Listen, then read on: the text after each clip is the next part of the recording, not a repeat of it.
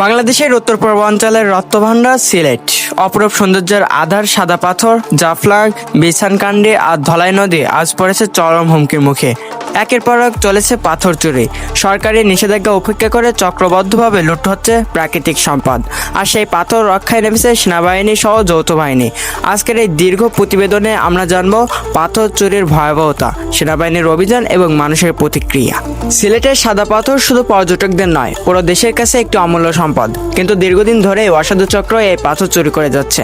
রাতের অন্ধকারে নৌকা ট্র্যাকে করে পাচার হচ্ছে হাজার হাজার ঘনফুট পাথর। পরিবেশ ধ্বংসের পাশাপাশি ক্ষতিগ্রস্ত হচ্ছে স্থানীয় অর্থনীতি ও পর্যটন শিল্পী। মাত্র কয়েক রাতের মধ্যে হাজার হাজার ঘনফুট পাথর চুরি হয়ে গেছে। 13 থেকে 14 আগস্ট রাতভর যৌথ বাহিনীর অভিযানে উদ্ধার হয়েছে প্রায় 12,000 ঘনফুট পাথর। চোরা কারবারিরা এসব পাথর লুকিয়ে রেখেছিল নদীর তীরে, ট্রাকে, এমনকি লোকালয়ে। তদন্তে উঠে এসেছে শুধু কয়েকদিনে নয়, দীর্ঘদিন ধরে চলেছিল এ মহালুট। যৌথ বাহিনী, যার মধ্যে সেনাবাহিনী, বিজিবি, পুলিশ ও র্যাব অংশ নেয়, তারা টানা রাতভর অভিযান চালায়। স্থাপন করা হয় চেকপোস্ট, আটক করা হয় ডজনেরও বেশি ট্রাক, নৌকা ও অবৈধ খনিজ সরঞ্জাম। উদ্ধারকৃত পাথর পুনরায় ফেলে দেওয়া হচ্ছে ধলাই নদী ও সাদা পাথর এলাকায়। প্রশাসন জানিয়েছে 24 ঘন্টা যৌথ বাহিনী মোতায়েন থাকবে, যাতে কোনোভাবেই আর পাথর চুরি না হয়। শুধু 12,000 নয়, দ্বিতীয় পর্যায়ে আরও 1.5 লাখ ঘনফুট পাথর উদ্ধার করা হয়। অনেক ক্রাশার মেশিন ও অবৈধ মজুদ ধ্বংস করা হয়েছে। ইতিমধ্যে 5 জনকে গ্রেফতার করা হয়েছে, তাদের বিরুদ্ধে মামলা হয়েছে, তদন্তও চলছে। স্থানীয় প্রশাসন জানিয়েছে যারা জড়িত তাদের কাউকেই ছাড় দেওয়া হবে না। অভিযানের খবর ছড়িয়ে পড়ার পর সাধারণ মানুষ, পরিবেশবাদী সংগঠন ও স্থানীয় নেতারা স্বস্তি প্রকাশ করেছেন।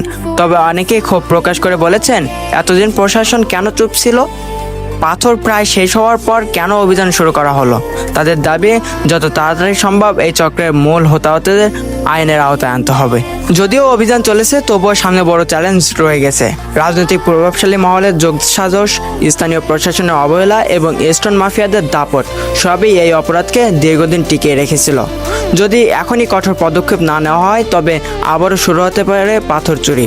পরিবেশবাদীরা বলেছে, সিলেটের এই সম্পদ বাঁচাতে দীর্ঘমেয়াদী পরিকল্পনা নিতে হবে। প্রকৃতি আমাদের ধন। সিলেটের সাদা পাথর শুধু সৌন্দর্যের প্রতীক নয়, আমাদের ইতিহাস, ঐতিহ্য ও ভবিষ্যৎ। এই ধন রক্ষার দায়িত্ব আমাদের সবার। সেনাবাহিনীর অভিযান একটি বড় পদক্ষেপ হলেও টেকসই সমাধান আসবে তখনই যখন জনগণ, প্রশাসন ও সরকার একসাথে কাজ করবে। আসুন আমরা সবাই মিলে বলি, না আর প্রকৃতির লুটপাট। বাঁচক সাদা পাথর, বাঁচক সিলেটের প্রকৃতি। তো এই ছিল আজকের ভিডিও। কেমন লাগলো ভিডিওটি আপনার কাছে? আর আপনার যে বন্ধুটি এখন এই সিলেটের পাথর চুরি সম্পর্কে জানে না, তার কাছে ভিডিওটি শেয়ার করে দিন, যাতে সেও জানতে পারে। সত্য জানুন, সচেতন থাকুন। আর যারা আমার চ্যানেলে নতুন, তারা দয়া করে চ্যানেলটি সাবস্ক্রাইব করে পাশে থাকুন এবং পাশে থাকা বেল আইকনটি অন করে দিন, যাতে পরবর্তী ভিডিও সবার আগে আপনি দেখতে পারেন।